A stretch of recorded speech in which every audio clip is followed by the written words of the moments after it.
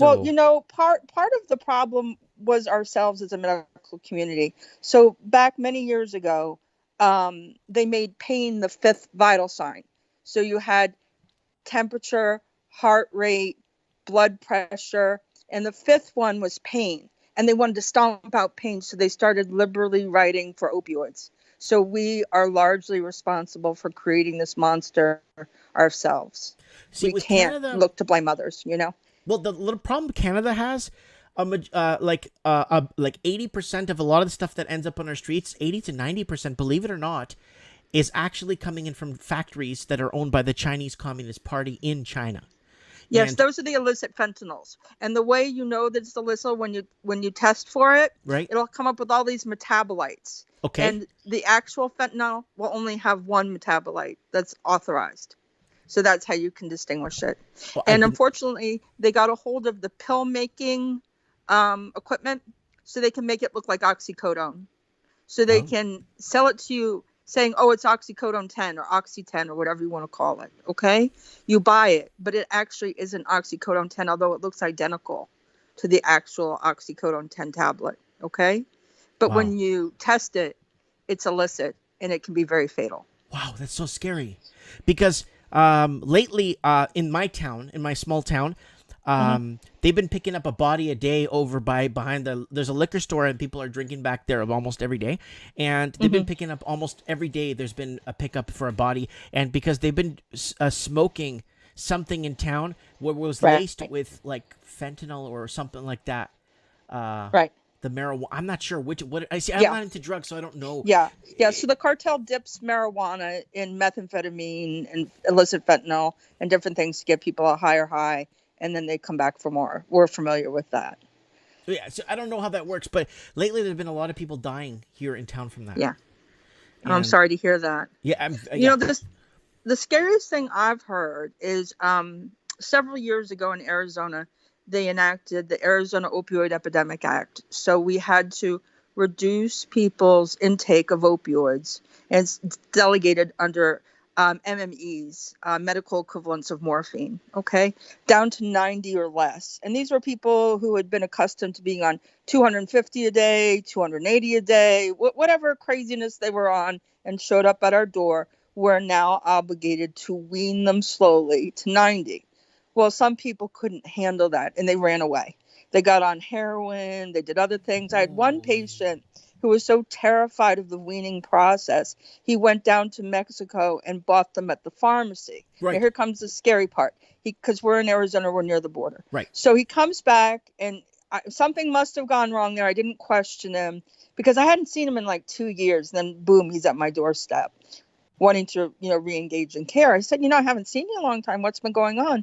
And he confessed to me he'd been going to Mexico, but he swore to me, Nina, I've only been buying oxycodone. I swear to you, that's all I've been doing. I said, okay, that's fine. Let's do the test and see where we are. Well, don't you know, when we ran his urine toxicology, it didn't come back for oxycodone. It came back from illegal fentanyl. And that was purchased in the pharmacy in Mexico. So that could mean only two things. Either the pharmacy was in on it, Right. or it means that the cartel has infiltrated the supply lines. Right, because chemicals, even Lord Humongous in the comments said, chemicals have been flooding in from mainland China into Mexico. Yeah. And that's been happening now So, for about 10 to 13 months now. They've been flooding in massive amounts of chemicals in from mainland China into, and but that's communism. Like, I mean, mhm. it's about making a dime off someone's life. They don't care. Well, I'm not going to say it's communism. I'm going to say it's asymmetrical warfare, Okay. you know, in the sense that they're fighting and killing our people, but they're doing it in a very underhanded way Right. where we're not fighting back per se. With that having been said, though, when they talk about all these deaths from overdose, this is a complaint that we've had in the pain community, is you aren't differentiating between people who die from overdoses from unregulated, inappropriate use of street medications and the folks that are under our care who are carefully regulated, carefully managed, carefully surveilled. It's not the same. You see what I'm saying? And they lump everyone in together. It's very depressing. Very depressing. If you look up what's happened in Canada with the amount of youth we've lost, and in the last 3 years alone, it's horrendous. It's beyond anything. And I've reached out to several families here in Canada. One in Manitoba, another family in Ontario, and I just wish there was. It's this black ops, this under, like you said, underhanded, that's happening. It's really, and in Canada, what's a bonus is we have money placement in Canada, where it means basically if you're in China and you have a lot of money you need to move off your shores, we'll place it in a banking institution for you in Canada. Well, I know nothing about banking and finance. It's I bad. know nothing about anything. Let's just say it's really a very bad, and that's what's situation. driving a lot of the youth, millennials, and people to drugs, because they just can't live a basic lifestyle where they just work, pay their bills. You work, you're lucky if you're eating cardboard. That's how bad it's gotten. Right.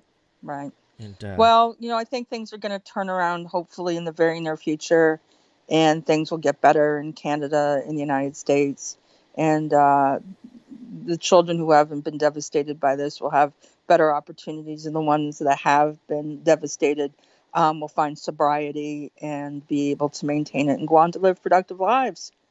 I really hope God hears you. I'm praying every day. I hope God hears you.